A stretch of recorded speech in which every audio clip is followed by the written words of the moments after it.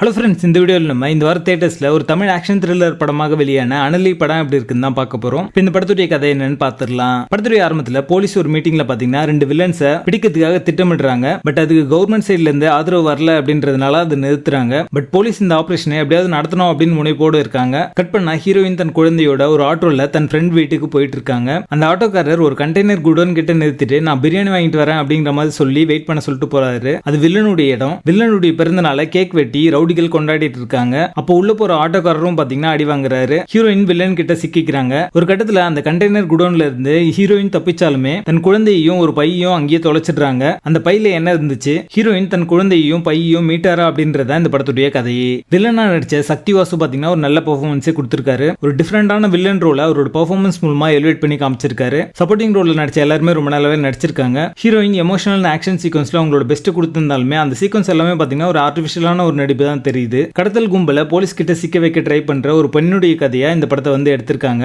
இந்த கதைக்களமே பாத்தீங்கன்னா old wine new பாட்டில் மாதிரியான ஒரு கதைக்களம் தான். ஸ்கிரீன் பிளேயுமே பாத்தீங்கன்னா வீக்காவும் அன்இன்ட்ரெஸ்டிங்காவும் இருக்கு பார்க்கிறதுக்கு. சினிமாட்டோகிராஃபி, பேக்ரவுண்ட் ஸ்கோர் எல்லாமே ஆவரேஜா தான் இருக்கு. படத்துடைய பேசிங் ஆவரேஜா இருக்கும். மொத்தத்துல இது ஒரு பிலோ ஆவரேஜ் ஆக்ஷன் த்ரில்லர் படமாக வந்திருக்கு. படத்துல அரக்கானட் இல்ல. இந்த படத்தை நீங்க ஃபேமிலியோட பார்க்கலாம். அனலி படத்துக்கு எங்களோட ரேட்டிங் 3 out of 10.